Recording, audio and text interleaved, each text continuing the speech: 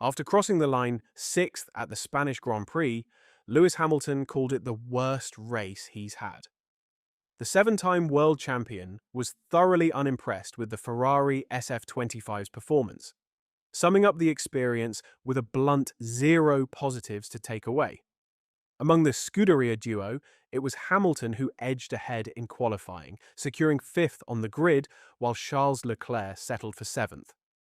Both drivers got off to a flying start when the lights went out, with Hamilton muscling past George Russell's Mercedes into turn 1, and Leclerc swiftly following suit.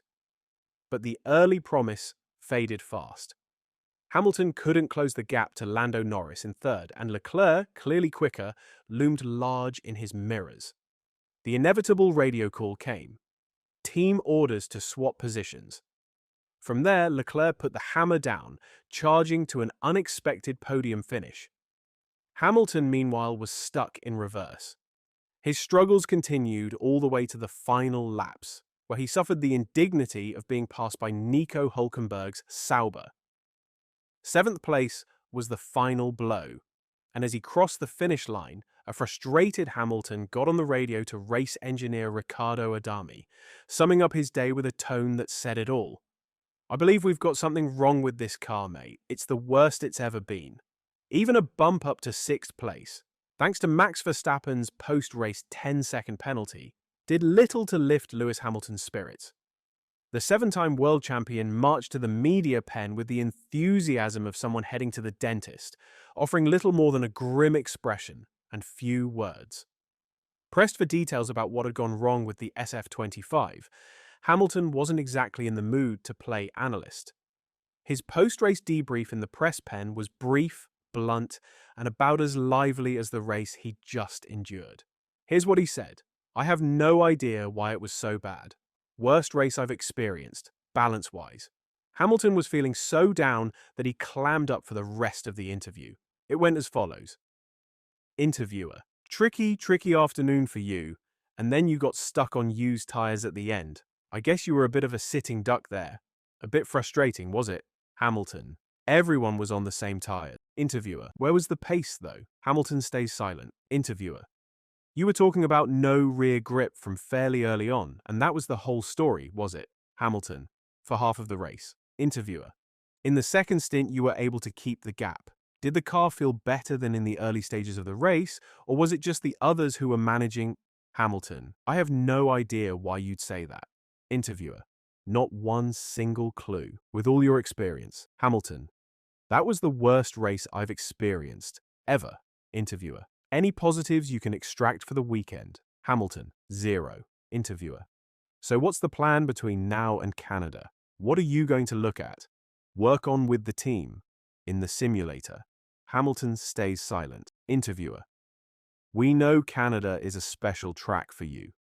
It's very different from here, obviously.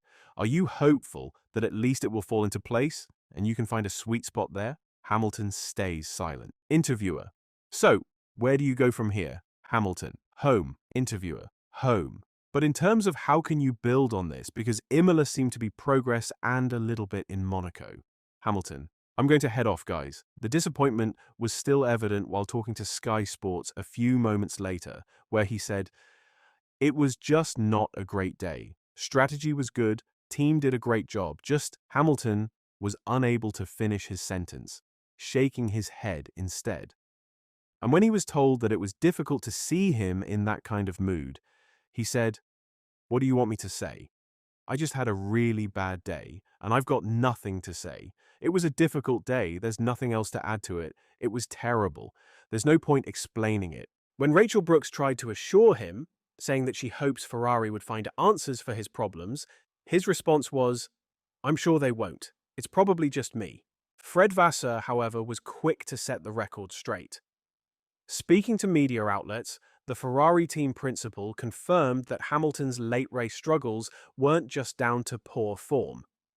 According to Vasseur, a technical issue cropped up during the final stint, compromising the Briton's performance and explaining how he slipped behind both George Russell and Nico Hülkenberg.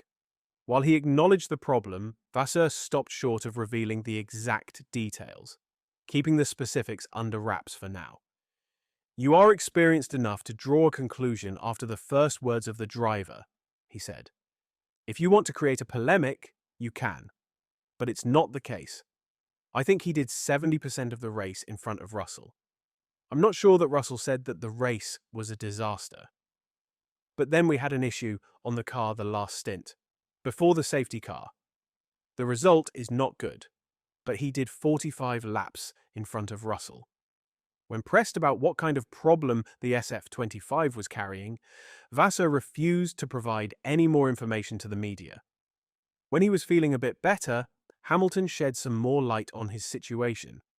He added, "Today was definitely not what I was hoping for. I felt good going into the race, after a pretty good qualifying and the car performing better. But the balance felt off throughout the race and we lacked pace from the start. We don't have an explanation for it, so we'll have to go away and look into the data and any underlying issues. Congratulations to Charles. He did a great job and fully deserved the podium. I just didn't have any speed at the end."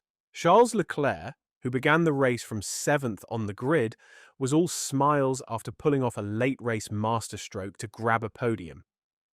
Seizing the moment at the lap 61 safety car restart, Leclerc swept past Max Verstappen to snatch third place, and with it, a well-earned trophy. It marked back-to-back podiums for the Monegasque, following his runner-up finish in Monaco. But this one, he admitted, felt even sweeter. Why? Because unlike the home race he was expected to shine in, this result came as a surprise, a thrilling reward after a gritty drive through the field. He said, "It's not like I'm over the moon for a second or third place, but it still feels good because coming to the weekend, I did not expect that." In Monaco, the disappointment was big, because in FP1, FP2, FP3, we were very strong. It was not the case here, so we weren't strong in FP1, FP2, FP3, or qualifying. But I knew I had sacrificed quality yesterday in order to be strong in the race today, and it seems to pay off with a little bit of luck as well, giving us the podium. So, on that, it's a good surprise. And I'm very happy about our weekend, but I'm not happy about our overall performance. And on that, we need to do a step soon. Since making the high-profile switch from Mercedes to Ferrari over the winter, and parting ways with long-time race engineer Peter Bonington, Hamilton has been paired with Adami in what's shaping up to be a rocky first season in red. Their radio chatter has often made headlines for all the wrong reasons, with snappy back and forths hinting at growing frustration. While Hamilton has downplayed any tension, the Spanish Grand Prix added more fuel to the fire. After reporting a brief gearbox issue that resolved itself, Hamilton was told to box, but ignored the call, choosing instead to stay out and practice a race start. For Montoya, the writing's on the wall. Speaking to AS Colombia, he suggested Hamilton needs to take charge of the situation and seriously consider requesting a new race engineer. "I don't think I'm in on it, but it sounds like, look, your teammate can drive it. That's the problem, that's it." That happens a lot, and at some point, I don't know what happened after the race, but at some point, Lewis is going to have to get angry and suddenly ask for a change of engineers or something.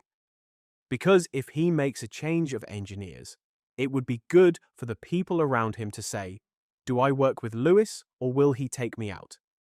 And that's what Lewis needs at this point, because the engineer, the attitude of not answering the radio, you have to be more professional than that. And a person like that isn't healthy for him, the team. It's not healthy for anyone personally. If I were with Ferrari, I would have pulled his ears, Adami's, and said, "You do that again, and you'll be working at a desk in the office because we're still not interested. Do you understand?" Will a new race engineer finally give Lewis Hamilton a fighting chance at an 8th world title, or do his problems lie deeper? I would love to hear your thoughts in the comments. And as always, don't forget to like and subscribe for more F1 news. Thanks for watching.